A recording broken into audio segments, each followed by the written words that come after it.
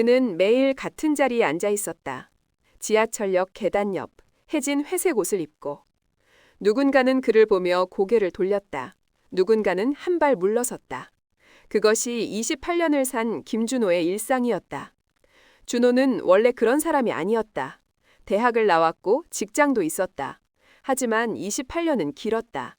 28년은 한 사람을 완전히 바꿔놨다. 거울을 본 지도 오래였다. 필요 없었다. 자신이 어떤 모습인지 이미 알고 있었으니까.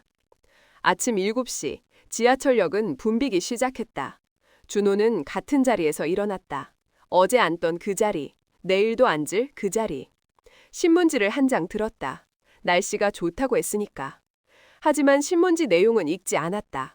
글자가 흔들렸다. 늘 그랬다. 사람들은 그를 피했다. 맞은편 벤치에 앉으려던 할머니도 한 발 뒤로 물러섰다. 준호는 익숙했다. 그런 시선, 그런 움직임. 28년을 그렇게 살았으니까. 어느새 그것이 자연스러웠다. 마치 처음부터 그렇게 태어난 사람처럼. 여기 앉아도 될까? 네, 괜찮습니다. 준호는 조용히 말했다. 목소리도 잊어버렸다. 28년 동안. 그 남자는 옆에 앉았다. 깨끗한 양복, 비싼 구두. 준호는 시선을 돌렸다. 그런 사람과는 같은 공기를 마시고 싶지 않았다. 아니, 그런 것이 아니었다. 그런 사람이 자신을 어떻게 보는지 알고 싶지 않았다. 날씨 좋네요. 준호는 대답하지 않았다. 저 사람 혹시 알아요? 그 남자가 지나가는 사람을 가리켰다. 준호는 무심코 봤다. 자신도 모르는 사람이었다. 저 사람도 예전엔 잘 나가던 사람이었어요. 회사 임원이었죠. 그런데 어느 날 모두 떠났어요. 돈도, 친구도, 가족도. 남자가 계속했다. 준호는 여전히 신문을 들고만 있었다. 하지만 귀는 열려 있었다. 그게 인생이에요. 언제 뭐가 일어날지 모르는 거. 그런데 말이에요. 대부분의 사람들은 그걸 모르죠. 자신이 절대 떨어지지 않을 거라고 생각해요. 그래서 더 놀라는 거예요. 떨어졌을 때. 그 남자는 일어섰다. 준호를 보지도 않고. 그 뒤로 며칠이 지났다. 준호는 같은 자리에 앉아 있었다. 그런데 그 남자의 말이 자꾸 떠올랐다. 언제 뭐가 일어날지 모르는 거. 자신도 그런 사람이었나? 한때는 기억이 흐릿했다. 28년 전. 준호도 깨끗한 양복을 입었었다. 비싼 구두도 신었었다. 그때는 자신도 절대 떨어지지 않을 거라고 생각했다. 그런데 떨어졌다. 정말 빠르게. 준호는 신문을 들었다. 오늘 신문에는 뭐가 나왔을까? 하지만 읽지는 않았다. 글자가 흔들렸으니까. 그날 저녁 6시, 준호는 같은 자리에 있었다. 사람들은 여전히 자신을 피했다. 하지만 오늘은 달랐다. 오늘은 누군가가 멈춰섰다. 목소리가 들렸다. 준호는 고개를 들었다. 20년 만에 처음으로. 그 앞에 서 있는 사람은 이성호였다. 대학 동기. 아니, 대학 때 자신과 같은 팀 프로젝트를 했던 사람. 준호는 얼굴을 돌렸다. 이성호가 자신을 볼 일은 없었다. 이성호는 성공했으니까. 준호는 알고 있었다. 신문이나 뉴스에 나올 정도로 성공했던. 정말 너야? 이성호의 목소리는 놀라움으로 가득했다. 하지만 그것은 반가움이 아니었다. 준호는 알았다. 그것은 혐오였다. 네, 저입니다. 준호는 조용히 말했다. 이성호는 한 발 물러섰다. 마치 전염병 같은 것이 묻을까봐. 그럼 지금 여기서? 이성호는 말을 흐렸다. 준호는 대답하지 않았다. 대답할 말이 없었다. 정말 안 됐다. 근데 나 바쁘거든. 잘 지내. 그리고 이성호는 무언가를 주려다 멈췄다. 모욕을 주느니보다는 말도 없이 떠나는 게 맞다고 생각했나 보다. 그리고 뭐야? 뭐 그냥 조심해. 이성우는 가버렸다. 준호는 다시 신문을 들었다. 손가락이 떨렸다. 28년 중에도 이렇게 떨린 적은 없었다. 그날 밤 준호는 지하철 화장실에서 거울을 봤다. 오랜만에. 자신의 얼굴은 낯설었다. 누군가 다른 사람 같았다. 해진 얼굴, 움푹 들어간 눈, 회색으로 변한 수염. 이게 자신이었나? 준호는 손을 씻었다.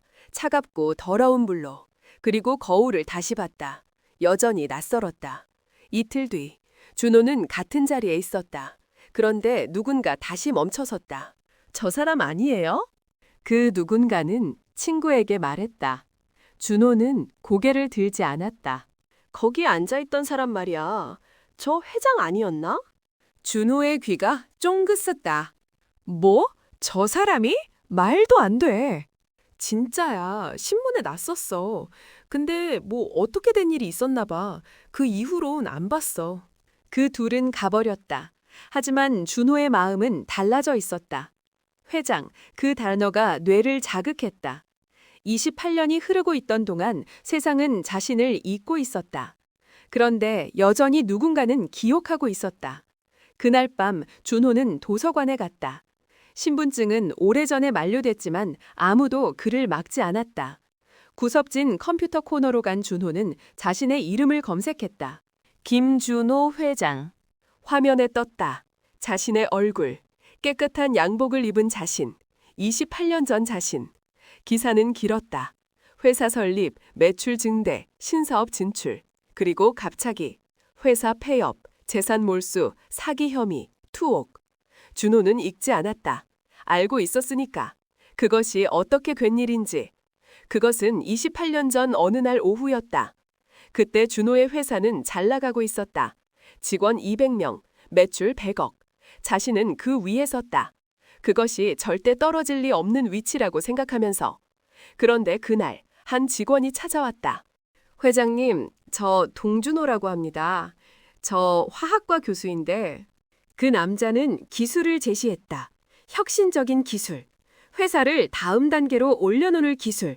준호는 매료됐다. 이거 정말이에요? 네, 제가 보증합니다. 동준호 교수는 진심이었다. 준호는 투자했다. 전 재산을 들어서. 아니, 빌려서까지. 하지만 기수는 가짜였다. 그것도 오래된 가짜였다. 동준호 교수는 실은 교수도 아니었다. 그것도 알려지는데 3년이 걸렸다. 그 사이 회사는 무너졌다. 직원들은 거리로 나왔다. 투자자들은 소송을 했다. 준호는 투옥됐다. 감옥에서 나온 후 세상은 준호에게 관심이 없었다. 아니, 관심이 있었다면 더 나았을지도. 그들은 준호를 혐오했다. 사기꾼으로, 무능한 지도자로. 그래서 준호는 지하철역으로 갔다. 그곳이 자신의 자리라고 생각하면서. 28년이 그렇게 흘렀다. 도서관의 화면을 보면서 준호는 생각했다. 그 남자, 그날 카페에서 만난 남자. 그가 준호에게 말했던 말이 떠올랐다. 언제 뭐가 일어날지 모르는 거. 그런데 대부분의 사람들은 그걸 모르죠. 그렇다. 자신도 몰랐다. 28년 전에 그날이 마지막 날이 될 줄. 준호는 컴퓨터를 껐다. 그리고 도서관을 나왔다. 다음 날 준호는 같은 자리에 있었다. 하지만 무언가 달랐다. 눈빛이 달랐다. 마치 처음으로 누군가를 마주하는 것처럼. 그날 저녁 그 남자가 다시 나타났다. 깨끗한 양복, 비싼 구두, 그리고 친절한 미소. 또 만났네요. 그 남자가 앉았다. 준호는 고개를 들었다. 이번엔 눈을 맞췄다. 네, 또 만났네요. 이번엔 물어봐도 될까요? 당신 이름이 뭐예요? 준호는 잠시 생각했다. 28년 동안 자신의 이름을 말한 적이 거의 없었다. 하지만 지금은 달랐다. 김준호입니다. 아, 김준호. 좋은 이름이네요. 나는 박상민이라고 해요. 박상민은 명함을 내밀었다. 준호는 받았다. 손이 떨렸다. 박상민 회장. 명함에 적혀 있었다. 그리고 그 아래엔 작은 글씨로 투자 및 기술 개달. 준호는 박상민을 봤다. 박상민은 미소했다. 당신을 좀 조사해 봤어요. 28년 전 김준호 회장 맞죠? 준호의 심장이 내려앉았다. 그렇다면 박상민도 자신을 혐오할 것이었다. 모두가 그렇듯이. 네. 준호는 작은 목소리로 답했다. 흥미로운 일이 있었네요. 당신이 투자했던 기술 말이에요. 아, 그건 가짜였어요. 하지만 당신이 찾아낸 결함은 진짜였어요. 박상민이 명함을 꺼냈다. 그 명함 뒤에는 글씨가 더 있었다. 당신이 못 본 것, 그것이 진짜 가치였어요. 그 기술의 결함을 분석하면 새로운 길이 열려요. 완전히 다른 기술로. 준호는 이해가 안 됐다. 근데 왜 저한테? 당신이 감옥에 들어가기 전 한 편의 논문을 발표했어요. 알아요? 준호는 기약했다. 그것은 거의 유명하지 않은 논문이었다. 하지만 혁신적인 내용이었다. 네, 그건 그 논문이 핵심이에요. 당신은 이미 답을 갖고 있었어요. 당신은 그걸 모르고 있었을 뿐이에요. 박상민은 다시 앉았다. 이번엔 조금 더 가까이. 28년 전 당신은 실수했어요. 맞아요. 하지만 그 실수 속에 미래가 있었어요. 당신은 그걸 못 봤어요. 그래서 무너졌어요. 준호는 입을 열었지만 말이 나오지 않았다. 지금 당신한테 기회를 드릴 거예요. 당신의 논문으로 새로운 회사를 만드는 거예요. 당신이 주도적으로. 왜냐면 나도 한때 당신처럼이었어요. 박상민의 얼굴이 진지해졌다. 28년이 아니라 15년을 그렇게 살았어요. 그리고 누군가 날 건져줬어요. 그래서 이제 나는 그렇게 된 사람들을 찾아다녀요. 진짜 재능 있는 사람들을. 다만 세상이 그들을 버린 사람들을. 준호는 눈물이 나는 것을 느꼈다. 28년 동안 흘린 눈물보다 많은 눈물이. 근데 저 이제 너무 늙었어요. 나이는 상관없어요. 당신의 뇌는 여전히 젊어요. 당신이 생각을 멈추지 않으면. 박상민은 일어났다. 하지만 이번엔 손을 내밀었다. 준호는 그 손을 봤다.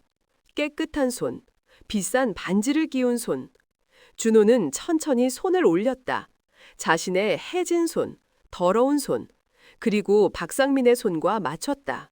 내일 아침 여기서 만나요. 9시.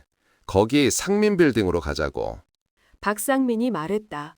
준호는 고개를 끄덕였다. 말이 나오지 않았다. 그날 밤 준호는 처음으로 자신의 몸을 씻었다. 정말 오래간만에 지하철역의 화장실에서. 물은 차갑고 흐렸지만 준호는 신경 쓰지 않았다. 내일이 왔으니까. 내일이 생겼으니까. 거울을 봤다. 여전히 낯선 얼굴이었다. 하지만 이번엔 다르게 보였다. 마치 그 얼굴 안에 누군가가 깨어나는 것처럼. 아침 9시, 준호는 상민빌딩 앞에 있었다. 박상민은 이미 기다리고 있었다.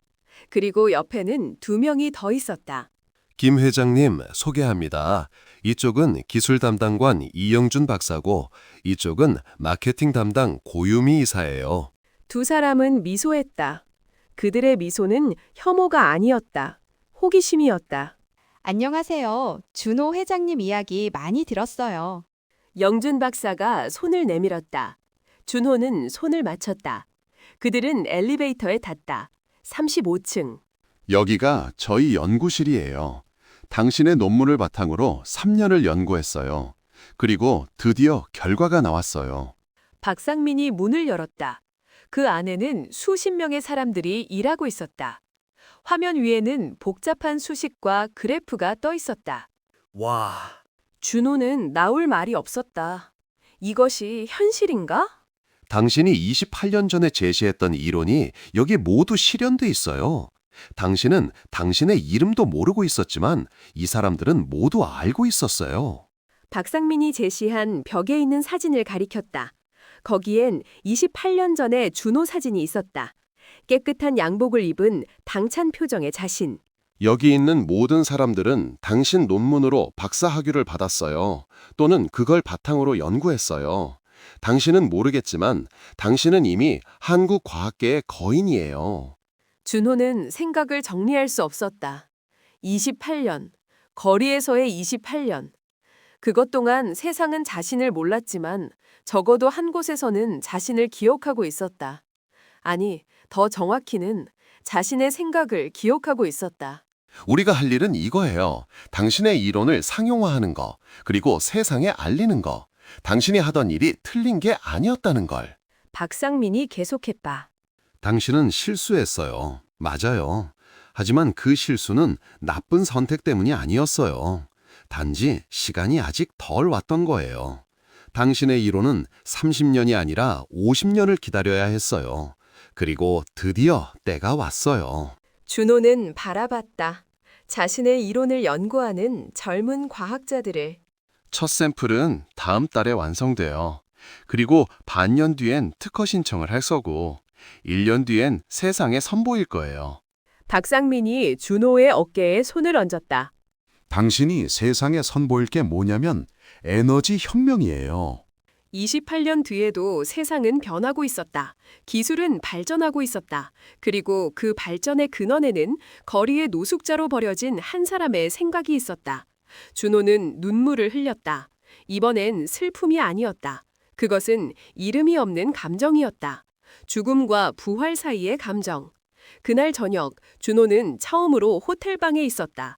깨끗한 침대, 샤워, 거울에 비친 자신은 여전히 낯설었지만 이제 희망이 보였다. 휴대폰이 울렸다. 박상민이었다. 당신 계좌 확인했어요? 1억 원을 입금했어요. 첫 달 급여와 상여금, 그리고 지난 2년간의 컨설팅료까지 포함해서. 준호는 휴대폰을 내려놨다. 1억 원. 그건 꿈이었다. 너무 많아요. 준호가 말했다. 정당한 대가예요. 당신의 생각이 앞으로 몇 천억 원을 만들 거예요. 이건 시작일 뿐이에요. 박상민의 목소리는 진심이었다. 이제부터 당신은 여기서 나의 기술 자문을 담당할 거예요. 급여도 높을 거고 주식도 줄 거고 당신의 이름도 회복할 거예요. 준호는 대답하지 못했다. 대답할 말이 없었다. 그리고 하나 더. 당신이 투옥될 때 만났던 사람들 기억나요? 네? 그 중에서 아직도 거리에 있는 사람들이 있어요.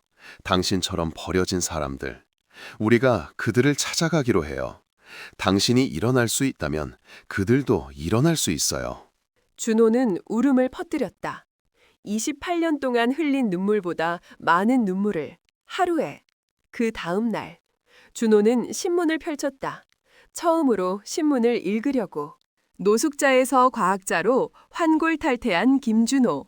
사진이 있었다. 자신의 과거 사진과 현재 사진이 나란히. 깨끗한 양복을 입은 자신이. 기사는 길었다. 28년의 여정, 그리고 재기의 순간. 그리고 가장 중요한 것은 박상민의 인터뷰였다. 인재는 절대 죽지 않아요. 단지 세상이 그걸 모를 뿐이에요. 그 말이 준호의 가슴을 친다. 다음 주, 준호는 법정에 섰다. 28년 전의 판결을 되돌리기 위해. 새로운 증거가 나왔습니다. 당시 동준호 교수가 불법으로 위조한 기술 인증서 3,000장이 발견됐습니다. 김준호 회장님은 명백히 피해자입니다. 재판부는 아니나 다를까 무죄를 선언했다. 28년 뒤에. 그날 밤 준호는 박상민을 찾아갔다. 상민빌딩의 사무실로. 감사합니다. 준호가 절을 했다. 박상민이 일으켜 세웠다. 당신이 고마워할 대상은 나도 아니고 이 회사도 아니에요. 당신이 고마워할 대상은 당신 자신이에요. 왜요? 당신이 28년을 포기하지 않았으니까요. 당신이 계속 생각하고 있었으니까요. 당신이 거리에서도 인간이기를 포기하지 않았으니까요. 박상민이 거기 앉혔다. 많은 사람들이 떨어질 때 소리 지르거나 절망해요. 하지만 당신은 조용히 살아가고 있었어요. 그게 당신의 강점이에요. 그래서 당신이 다시 일어날 수 있었어요. 준호는 이 말을 이해했다. 28년을 지나면서. 이제 우리가 할 일이 뭐냐면 당신 같은 사람들을 찾는 거예요. 세상이 버린 사람들. 하지만 그들 안에 재능이 있는 사람들. 박상민이 컴퓨터를 켰다. 화면에는 여러 명의 사진이 떠 있었다. 모두 낡은 옷을 입고 거리에 있는 사람들이었다. 이 사람들을 아세요? 준호는 이해가 안 갔다. 이 사람들 중에 당신의 옛 동료들이 있어요. 당신 회사에서 일하던 사람들. 그때 함께 무너진 사람들. 준호의 마음이 철렁했다. 그들도 28년을. 아니에요. 평균 15년, 20년? 다양해요. 하지만 공통점이 있어요. 모두가 떨어졌고, 모두가 포기했고, 모두가 자신을 버렸어요. 박상민이 한 사진을 지점했다. 이 사람 봐요. 이건 이창훈이에요. 당신 회사 기술팀장이었어요. 지금은 강남역 지하도에서 살고 있어요. 준호는 창훈이를 봤다. 20년 전 자신을 마지막으로 본 모습이 떠올랐다. 당차고 똑똑하고 열정적이었던 그 친구. 근데 왜 저한테?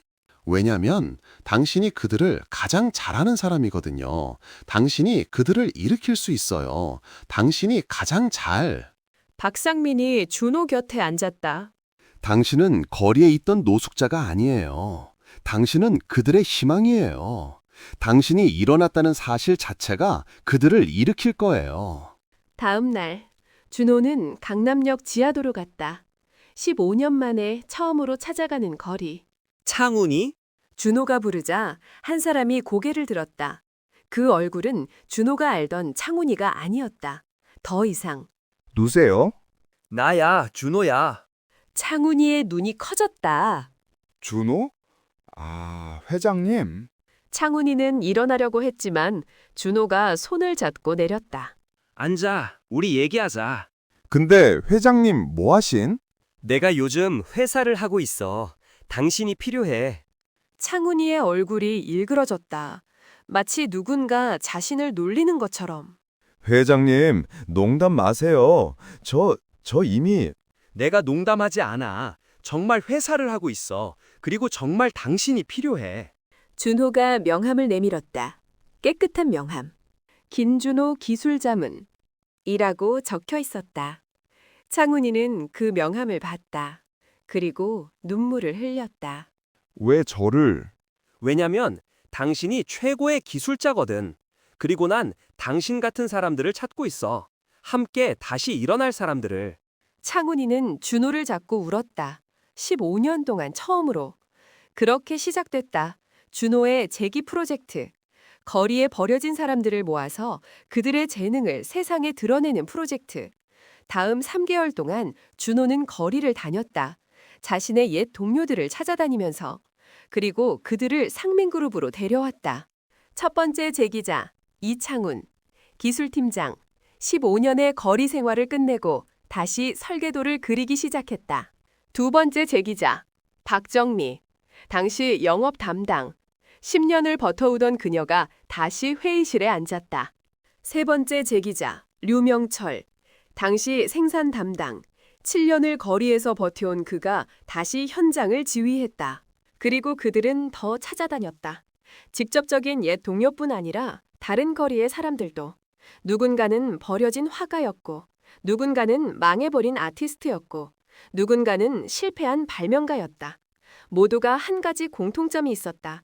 세상이 그들을 포기했고 그들도 자신들을 포기했다는 것. 하지만 안 그럴 이유가 있었다. 그들 안에는 여전히 불이 남아 있었으니까. 6개월 뒤 상민그룹은 새로운 얼굴로 변했다. 50명의 새로운 직원, 모두가 거리에서 온 사람들, 모두가 세상이 포기한 사람들. 그리고 그들이 만든 첫 번째 제품이 나왔다. 기존의 태양광 발전 시스템을 73% 개선한 신형 태양광 수집 장치. 그것은 준호가 28년 전 논문에서 제시했던 이론을 현실화한 것이었다. 특허 신청, 국제 학회 발표, 그리고 첫 번째 계약. 한국전자가 500만 대 주문을 넣었습니다. 박상민의 말이 사무실에 울려 퍼졌다. 50명의 직원들이 환호했다. 거리의 사람들, 버려진 사람들, 이제는 세상을 바꾸는 사람들. 그리고 거기에 또 다른 변화가 일어났다. 뉴스 기사. 이성우 그룹 회장 배임 혐의로 재판에. 준호를 지하철역에서 본 당시 대학 동기 이성호였다. 그는 준호가 올라올 때 자신만의 비즈니스를 했었다. 불법적으로. 그 비즈니스가 들통났다. 그리고 그가 받은 형은 준호보다 훨씬 무거웠다. 5년형. 준호는 그 기사를 읽고 아무 감정도 없었다. 복수가 아니었다. 그저 원이 돌아가는 것일 뿐이었다. 1년 뒤 상민그룹이 새로운 건물을 지었다. 상민 R&D 센터 20층 건물. 거기에는 300명의 새로운 직원들이 들어갔다. 모두가 거리에서 온 사람들이었다. 그리고 준호는 그 건물의 맨 위층에 거대한 연구실을 만들었다. 김준호 과학연구소. 거기에는 전국에서 모인 젊은 과학자들이 일하고 있었다. 그리고 그들의 지도 교수는 한 명이었다. 김준호. 28년 뒤에 다시 돌아온 그 이름. 한 저널리스트가 준호를 인터뷰했다. 회장님, 요즘 기분이 어떠신가요? 기분이 좋지. 아주 좋지. 하지만 내가 느끼는 감정은 기쁨보다는 사명감이 더 커. 사명감이요? 그래. 세상에는 내 같은 사람이 몇만 명 있을 거야. 거리에서. 자신들을 포기한 사람들. 근데 그들 안엔 여전히 꿈이 살아있어. 우리가 그 꿈을 깨우려고 애쓰고 있지. 바로 그거야. 그게 내 사명이야. 저널리스트는 다시 물었다. 혹시 그 당시를 후회하십니까? 28년이라는 시간을. 준호는 잠시 생각했다. 후회? 글쎄, 후회보다는 감사가 더 커. 그 28년이 없었으면 난 그 시간의 소중함을 모를 거야. 그리고 아마 다른 사람들의 고통도 모를 거야. 그 28년이 나한테 준 것은 돈이 아니라 눈이야. 세상을 제대로 보는 눈. 준호가 창밖을 봤다. 서울의 야경. 그래서 난 행복해. 지금이 행복해. 3년 뒤 상민그룹이 발표한 실적. 태양광 발전 효율 개선으로 전 세계 에너지 효율 2% 상승. 거리 출신 직원 1000명 채용. 신주식 공모로 시가총액 5조 원 달성. 노벨 물리학상 후보 지명. 준호의 논문. 그리고 준호의 개인적인 변화. 사기 혐의 완전 무죄. 박사학위 수여. 사후 수여 대상에서 생전 수여로 변경. 대통령 표창, 사회 재통합 부문. 준호는 대통령 표창을 받을 때 무릎을 꿇었다. 그리고 울음을 터뜨렸다. 대통령이 물었다. 왜 우세요? 준호가 대답했다. 28년이 너무 길었습니다. 그 시간이 인생의 전부라고 생각했습니다. 하지만 지금 깨달았습니다. 그 시간도 인생의 일부일 뿐이라는 것을 말입니다. 대통령은 준호를 안았다. 그날 밤 준호는 혼자 서 있었다. 상민빌딩의 옥상에서. 그리고 지하철역을 바라봤다. 자신이 28년을 앉아 있던 그 자리. 거기에는 여전히 누군가가 앉아 있었다. 다른 노숙자가. 준호는 내려갔다. 그리고 그 사람 옆에 앉았다. 안녕하세요. 그 사람이 고개를 들었다. 혹시 당신 뉴스에 나온 그 사람 아니에요? 노숙자에서 회장이 된. 네, 맞습니다. 준호가 대답했다. 와, 정말이에요? 어떻게? 우리 회사 다니실래요? 준호가 물었다. 그 사람은 눈물을 흘렸다. 저 같은 사람도 괜찮아요? 네, 괜찮습니다. 준호가 명함을 건넸다. 그렇게 시작된 또 다른 재기, 또 다른 삶, 28년. 그것은 준호에게 지옥 같은 시간이었다. 하지만 그 지옥이 없었다면 준호는 천국에 도달하지 못했을 것이다. 왜냐하면 인생에는 그런 법칙이 있기 때문이다. 절망 없이 희망은 없고 죽음 없이 부활은 없고 어둠 없이 빛은 없다. 그래서 준호는 감사했다. 모든 것에. 거리에서 밤마다 자신을 깨웠던 추위에, 지나가는 사람들의 무시에, 거울에 비친 자신의 초라한 얼굴에. 왜냐하면 그 모든 것이 자신을 만들었기 때문이다. 지금의 김준호를, 세상을 바꾸는 김준호를. 28년을 견디는 동안 준호는 배웠다. 인생은 어디서 떨어지는가가 아니라 어디에서 다시 일어나는가가 중요하다는 것을. 그리고 그 일어나는 순간 그는 깨달았다. 자신이 했던 모든 고통이 다른 누군가를 일으키는 힘이 될 수 있다는 것을. 그래서 준호는 계속했다. 거리로 갔다. 버려진 사람들을 찾아다녔다. 그리고 그들에게 말했다. 당신도 할 수 있어. 난 했으니까. 그 말 하나가 몇천 명의 사람들을 일으켰다. 그리고 이 이야기도 또 다른 누군가의 희망이 될 것이다.